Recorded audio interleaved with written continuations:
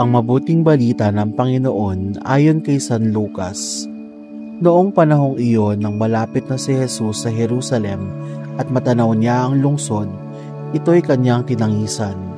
Sinabi niya, "Kung nalalaman mo lamang sa araw na ito kung ano ang makapagdudulot sa iyo ng kapayapaan, ngunit lingid ito ngayon sa iyong paningin, sapagkat darating ang mga araw na paliligiran ka ng kuta ng iyong mga kaaway, kukubkubin at gigipitin sa magkabi-kabila, wawasakin ka nila at lilipulin ang mga anak mo sa loob ng iyong muog, at ni isang bato'y wala silang iiwan sa ibabaw ng kapwa bato, sapagkat hindi mo pinansin ang pagdating ng Diyos upang iligtas ka."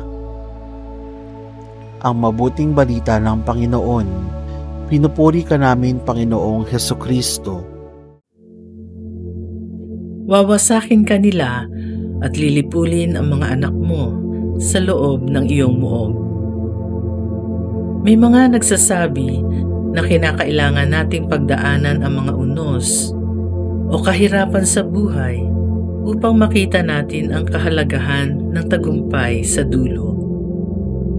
May isang kasabihan din sa Ingles na "The greater the struggle, the more glorious the triumph."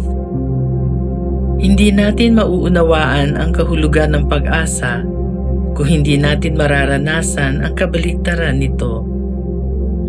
Ngunit ang tanong, saan tayo kukuha ng lakas ng loob upang harapin natin ang mga pagsubok?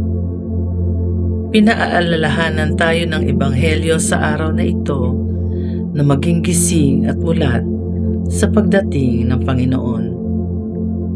Ang pagiging handa ang siyang makapagpapatibay sa atin upang sumuong sa agos at unos ng buhay. Sa pananampalataya natin sa Diyos, nagmumula ang lakas na kinakailangan natin upang hindi tayo matangay ng kung ano-anong mga nangyayari sa paligid at ng kung sino-sino na may kung ano-anong sinasabi.